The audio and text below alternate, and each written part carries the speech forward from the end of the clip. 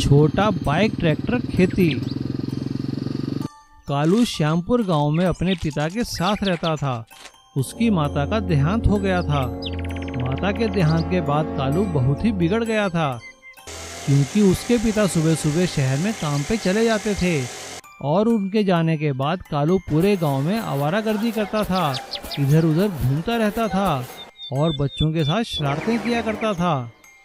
उसके पिता को रोज घर आते ही उसकी शरारतों की कंप्लेंट मिलती थी। एक दिन जब उसके पिता घर आए तो गांव का एक आदमी कालू के कान पकड़ते हुए उनके पास आया। अरे श्याम शरण, समझा ले अपने बेटे को, बहुत बिगड़ गया है आजकल ये। अरे भाई चंद्र प्रकाश, क्या हो गया? क्या कर दिया मेरे बेटे ने? अब क्या कर दिया? ये मेरे बेटे की बाइक चुराकर भाग रहा था। ये तो तुम्हारा लिहाज किया, वरना मैं इसे आज पुलिस में बंद करवा देता। आपका बहुत बहुत शुक्रिया चंद्र प्रकाश भाई, मैं इसे समझाता हूँ। क्यों रे नाच पिटे, अब क्या करेगा? अब थाने का मुंह दिखाएगा क्या हमें? ऐसा कहकर कालू के पिता उसे डांटने लगे। चंद्र प्रकाश उसे वहां छोड़कर चला गया। उसके जाने के बाद कालू के पिता ने उससे कहा, बेटा तू ऐसे मुझे कब तक तंग करता रहेगा? कुछ तो शर्म कर। किस चीज की कमी रखी है मैंने तुझे? जो चाहे वो तुम्हें देता हूँ। अपने पिता की बात सुनकर कालू ने कहा, पिताजी मुझे एक बाइक चाहिए, बस मुझे एक बाइक दिला दीजिए, फिर मैं किसी को तंग नहीं करूँगा, वादा करता हूँ। ठीक है, लेकिन उसके बाद अगर तूने किसी को तंग किया तो मैं तुझे खुद पुलिस में बंद कर दूंगा। अगले दिन श्याम शरण कालू को एक नई बाइक लाकर दे देता है। बाइक देखते ही कालू बहुत खुश होता है और सारा दिन आवारा बाइक में घूमने लगता है। एक दिन जब श्याम शरण काम से वापस आ रहा था तभी उसकी मोटरसाइकिल का एक्सीडेंट हो जाता है, जिसमें उसकी दोनों टांगें फ्रैक्चर हो जाती हैं। अब वो किसी काम करने लायक नहीं बचा था। बिस्तर पर लेटे लेटे श्याम शरण ने कालू से कहा, बेटा कालू, मुझे बहुत भूख लगी है बेटा, कुछ खाने को तो बना दे। क्या कहा? खाने को? और मैं? मुझसे नहीं बनता खाना वाना, होटल से लाकर दे देता हूँ, लाओ पैसे दो। अब उन दोनों का ऐसे ही गुजारा होने लगा। धीरे धीरे उनके पैसे खत्म हो गए, क्योंकि जो पैसे बचे थे वो श्याम शरण के इलाज में और बाहर से खाना खाने में खत्म हो गए थे। अब कालू को धीरे धीरे घर की हालत समझ आने लगी थी। एक दिन जब उसने अपने पिता से पैसे मांगे तो श्याम शरण ने कालू से कहा, कहाँ है पैसे बेटा मेरे पास? अब तो एक काम कर, तू खुद भी जहर खा ले और मुझे भी जहर दे दे। अपने पिता से ऐसी बात सुनकर कालू बहुत शर्मिंदा हुआ और ऑनलाइन कुछ काम देखने लगा। तभी अचानक उसने ऑनलाइन देखा कि कैसे एक बाइक में ट्रैक्टर के हल लगाकर खेती की जा सकती है। कालू को ये आइडिया बहुत अच्छा लगा। कालू ने अपने दोस्त मिस्त्री श्याम के पास जाकर अपनी बाइक में मिनी ट्रैक्टर वाले हल लगवा लिए थे। अब उसकी बाइक एक खेती करने वाला मिनी ट्रैक्टर बन गया था। अब कालू लोगों के खेतों में हल चलाने लगा, क्योंकि जिन लोगों के खेत छोटे थे और जहां ट्रैक्टर नहीं जा सकता था वहां पर बाइक वाला हल चलाकर बहुत अच्छे से काम होने लगा। कालू का काम चल निकला, उसकी अच्छी कमाई होने लगी। अपने बेटे को मेहनत करता देख श्याम शरण बहुत खुश हुआ। वो दोनों बड़ी खुशी खुशी रहने लगे। बांस की गुलेल, स्लिंग शॉट मछली पकड़ना, ये कुछ साल पहले की बात थी। सारंगपुर नाम का एक गांव था। वहां पर ज्यादातर लोग गांव के तालाब से मछली पकड़कर अपना जीवन गुजारते थे। लेकिन कुछ दिन से एक भी मछली जाल में नहीं लगने लगी, क्योंकि उस तालाब में सारी मछलियां बहुत बड़ी हो जाती हैं और जब जाल में फंसे तो जाल को काट कर निकल जाने लगे। एक दिन कुछ मछुआरे इकट्ठे हुए और आपस में बात करने लगे। अरे यार, आजकल कोई भी मछली नहीं लग रहा है। हाँ यार, आप ठीक बोले। मेरे घर में अच्छे से खाना खाकर 3 दिन हो गए, बच्चे भूखे हैं।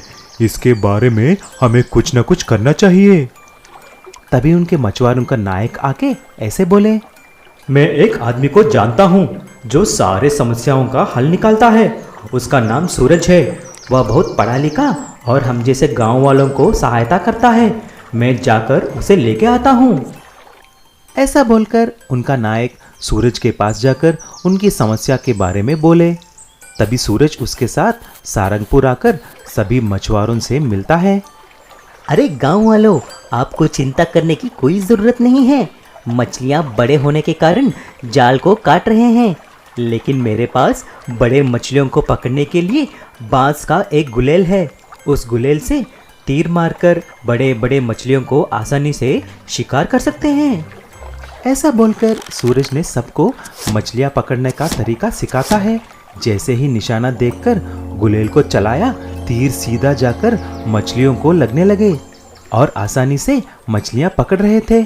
उस गुलेल से सारी मछुआरे भी बड़े बड़े मछलियों को पकड़कर बाजार में बेचने लगे। लेकिन ये बात जब उस गांव के सेठ को पता चला, वह तुरंत तालाब के यहाँ आता है। अरे नालायकों, आपको किसने ये बांस का स्लिंग शॉट दिया? आपको उस तालाब में मछलियाँ पकड़ना नहीं चाहिए। वह तालाब मेरी पुरखों की जमीन है। वह अभी मुझे चाहिए। चलो निकलो यहाँ से। अरे सेठ जी, ऐसा मत कीजिए, ये तालाब ही हमारा आधार है, इसको हमसे मत छीनिए। पहले ये बोलो, किसने आपको ये गुलेल चलाना सिखाया है? सभी लोग सूरज के बारे में बोलते हैं। तभी सेठ उनके आदमियों के साथ सूरज के पास गया और उसको धमकी देने लगे। क्यों रे सूरज, बहुत चर्बी चढ़ गई है तुम्हें? मेरे पूरे प्लान को चौपट कर दिया। अरे ओ, मेरे मुंह क्या देख रहे हो? मारो इस सूरज को। जैसे ही सेठ के लोग सूरज को मारने के लिए आए, तभी सूरज ने उसका बांस का स्लिंग शॉट निकालकर निशाना लगाकर सेठ के आदमियों पर छोड़ता है। सारे तीर जाकर उनके पिछवाड़े पे लगे और सारे आदमी वहां से भागने लगे। उनको देखकर सेठ जी भी भाग गया और मछुआरे आराम से उस बैम्बू स्लिंग शॉट से मछलियां शिकार करने लगे। गाय का मिनी बांस का शेड और मोटर पंप। अजय अपने माता पिता के साथ शहर में रहा करता था।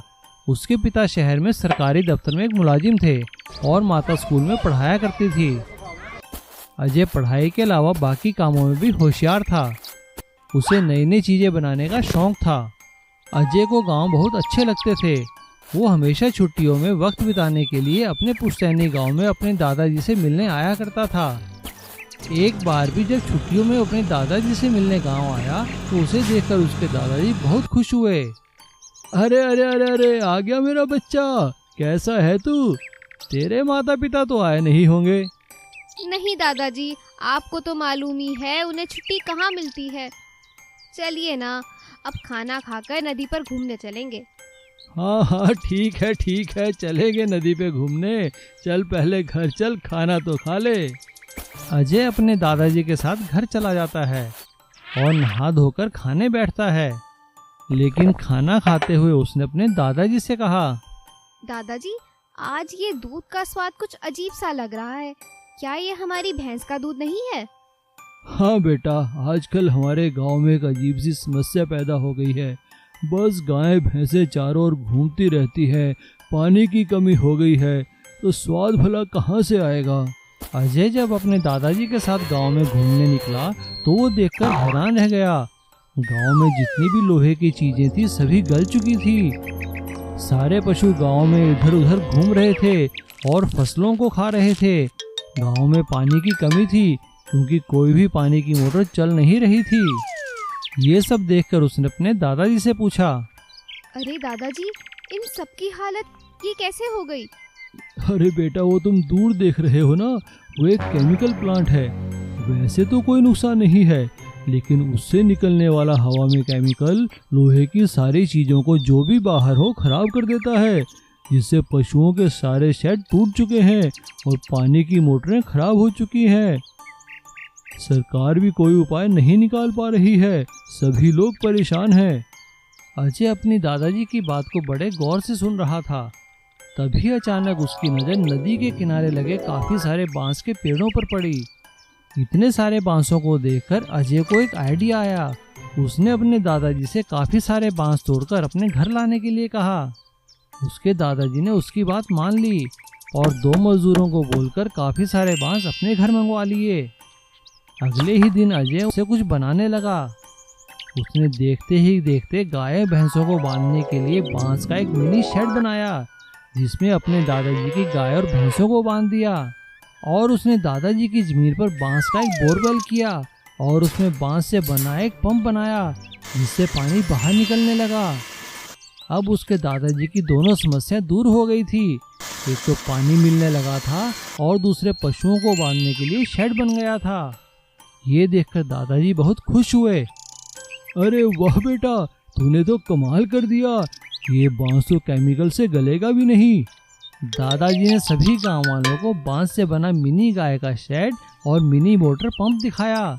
गांव वालों को ये आइडिया बहुत अच्छा लगा। सभी लोगों ने अजय से रिक्वेस्ट करके अपने लिए मिनी पंप और गाय का शेड बनवाया। अब पूरे गांव की सूरत बदल चुकी थी। सारे पशु शेड में बंद थे और गांव के खेतों और लोगों को पानी फिर से मिलने लगा था। छुट्टियां खत्म होते ही जब अजय शहर जाने लगा तो सभी गांव वालों ने उसका धन्यवाद किया।